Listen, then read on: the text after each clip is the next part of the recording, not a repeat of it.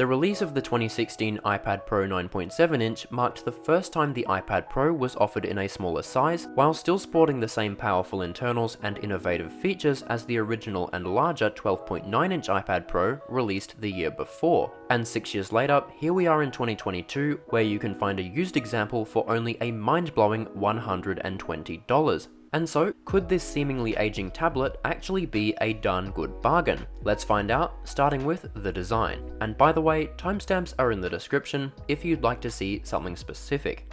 So starting off with the design, the iPad Pro 9.7 is pretty run-of-the-mill for an iPad. We get the home button, bezels, and metal back, so definitely nothing we haven't seen before, and this was a normal iPad design for its time. In fact, Apple still sells a very similar looking iPad, the 9th generation base model, and because of that, this design isn't completely dead just yet. Plus, outdated doesn't mean ugly, and this is definitely still a relatively sleek looking device, and all the colors were a good selection, being silver, gold, space gray, and rose gold. Plus, the actual body of this iPad is still remarkably thin and light by today's standards, weighing in at 437 grams and being just 6.1 millimeters thick. Therefore, carrying it around by hand or storing it in a backpack is going to be no issue at all. It takes up basically no space and weighs very little. Now, the bezels on the front are definitely the least appealing aspect about this design, being a lot thicker than we're used to on all our modern devices, from our laptops to phones, tablets, TVs, even car infotainment displays. Although for the era, this was perfectly normal, so it's not a fault in the design, but rather something that just didn't age that well. In fact, the 10.5-inch iPad Pro that came the following year shrunk down these bezels significantly, making for something that was as close to as all-screen as possible, but while still retaining that home button. And this was a much more immersive display than the 9.7-inch Pro. But the bezels aren't a deal breaker by any means. There's tons of things about this iPad that outweigh this very minor inconvenience. But coming back to that home button, the one on here is packed with Touch ID, so you'll be able to unlock it using your fingerprint, which I've said many times is, in my humble opinion, far superior and far more convenient than Face ID. However, this is only first-gen Touch ID, so you'll have to hold your finger on there for a solid second, not just brush past it like on the much faster Touch ID we're used to nowadays. But again, that's extremely minor, and it beats putting in your passcode any day. Now at the bottom we have our lightning port, along with the speakers, and these speakers are actually a quad setup. There's an additional two on the top for stereo sound, and this is really useful when, for example, in movies, where you can hear the sound all around you, or in a game where you can hear the direction in which footsteps are coming. It just makes things that much more immersive and three-dimensional, and the actual quality of the speakers doesn't disappoint either. They're pretty darn good for a tablet. Oh, and we also have the smart connector on the side for attaching keyboard cases, which is very useful if you're someone who types documents, because it's super easy to connect up a keyboard. It just snaps on and off, very simple and very satisfying. All in all though, pretty good design. It's super portable due to its thin and light nature, it looks fine but not mind-blowing, and the only area where it's getting pretty dated is in the bezels.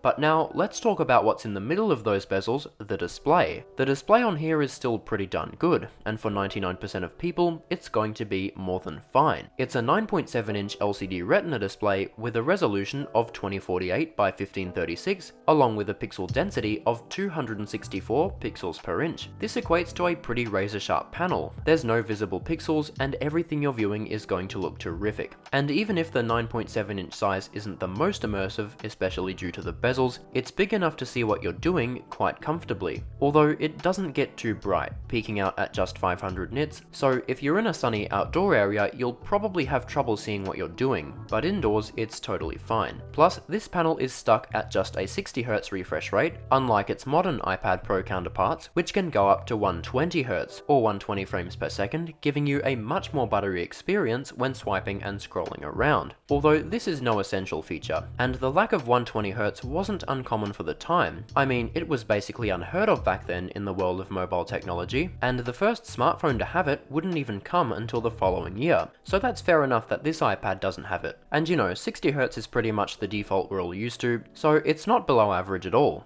Now, this display does support the first generation Apple Pencil, which is great for artists or students who like to handwrite their notes. I personally use the Apple Pencil for note-taking and maths with my iPad Air 3, and that's one of my favorite things about the whole iPad. I can store all of my maths and handwritten notes digitally and carry them around anywhere in one convenient location instead of lugging around a ton of books. But the only downside to this is that you have to charge the pencil through the Lightning port. It doesn't just clip onto the side and charge magnetically like the second gen pencils on later iPads, and this can be a bit cumbersome. This kind of thing just doesn't feel like something Apple would do. It feels more like a last minute afterthought. But you know, apart from that, the Apple Pencil is really nice to have on here, and it's really beneficial for lots and lots of people to be able to use it for such a low price point. But in a nutshell, pretty darn good display on here for 6 years, and no matter who you are, pro or not, it's going to do great. Now, before we move on to the performance of the iPad Pro 9.7, let's have a quick word from today's sponsor, Sohnne. Sohnne boasts a beautiful range of timeless mid-century style furniture, lights, and decor. The minimalist, clean styling of their products will blend into and are a perfect addition to any room. For example, this stunning Circle of Life lamp. It's got a beautiful metal stem along with real wood lining the outside. Plus, it's also got a wireless charging station on the bottom, along with a Bluetooth speaker built into the top.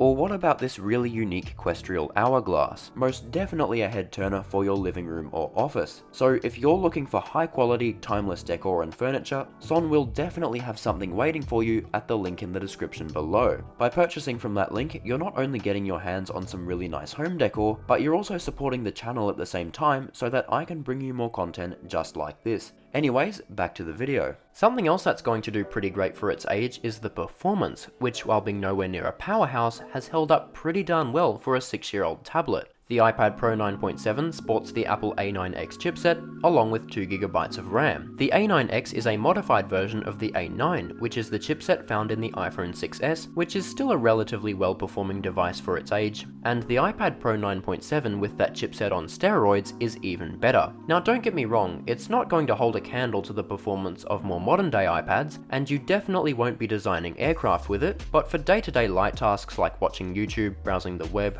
drawing, typing documents, and non-intensive games, performance on here is still mainly smooth and lag-free, although every now and then there will be that little bit of lag or maybe a glitch, normal for a tablet this old. In the big picture though, definitely impressive for its age, and I wouldn't even consider calling it slow. So yeah, if you're only going to be doing the basics, then performance should still be fine, although if you're looking for a powerhouse on a budget, then this is unfortunately not it.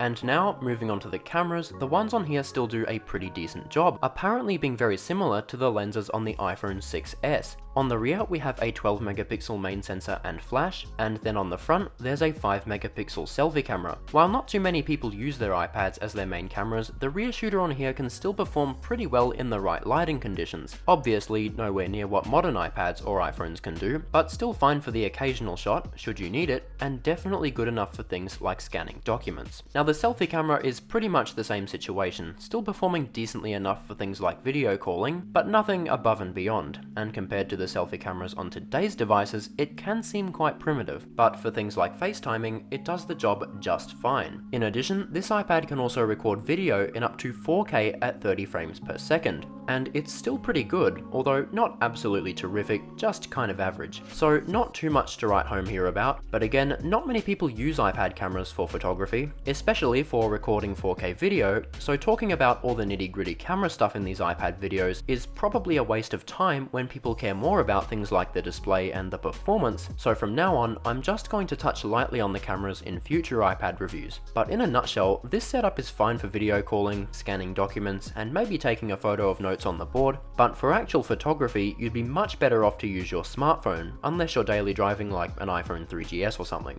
Now in terms of the battery life, the iPad Pro 9.7 is still alright, although, you know, it's pretty old at this point, and it's not going to blow anything out of the water. It's got a 7306 mAh cell, and of course, use is going to vary depending on how much the battery has degraded over the years, and how heavy and long your use is. But with light to moderate use and a decently healthy battery, you should still get through the day, but if the battery has been thrashed over the years, or you're a big power user, or both, you're not going to want to stray too far from a charger. Of course, it would be ideal to find a unit with a healthy battery, then you won't have to worry about that, but even so, it's not going to last anywhere near as long as iPads today, although if you're a light user, it should still be fine. And lastly, let's talk about the longevity, aka how long this iPad will last into the future. Well, Apple usually gives their iPads around 7 to 8 years of software updates, which is just insane. I mean, the iPad Air 2 that came out in 2014 got support all the way up until this September. And so, considering that the iPad Pro 9.7 is using 7-year-old hardware from the 2015 12.9-inch iPad Pro, we can expect around maybe 1 to 2 years more of software updates, although at this point, it's really hard to say for sure. But the bottom line is that this tablet is getting pretty old, and it's not going to last very much longer on updates. What's interesting though is that the iPhone 6s, which has a very similar chipset, lost support this year,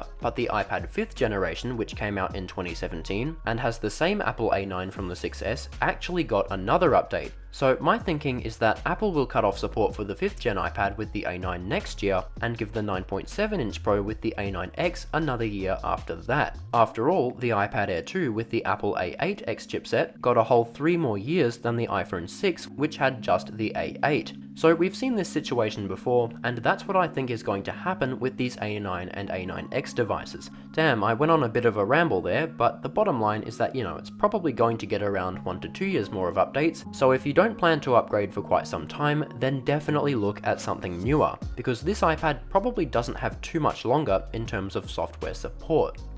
And so with my review of the iPad Pro 9.7-inch in 2022 now out of the way, let's talk about whether this is the right device for you. Well, for the money, this is actually a pretty good package. You're getting a fully supported, fully fledged, decently performing iPad with iOS 16 and Apple Pencil support, all for $120. Of course, the only downside is that software support isn't going to be around for too much longer, maybe just another year or two, but even after the support is dropped, you'll still be able to use it for a few years more after that, before things start becoming incompatible, so it's not a good long-term solution. But hey, if you're on a tight budget, and you just need something to get you by, then honestly, it really is worth a look. If you're currently using one of these iPads, it's not absolutely essential to upgrade right now, but if you need more power, or the battery life isn't doing so well anymore, it could be time to look at something newer, but you don't have to just yet. At least not until support is dropped either September 2023 or even 2024, but we'll just have to wait and see. There's no definite answer until Apple announces it.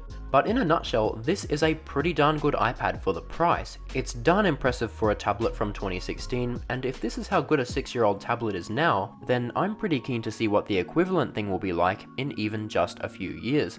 If you enjoyed this video or found it useful, please make sure you drop me a like and subscribe to TechSpree for more reviews, insights, and the occasional unboxing. Also, my Instagram is at tech_spree and my Twitter is at techspree1. Thank you so much as always for watching. This is Tom with TechSpree, and I'll see you as always next time.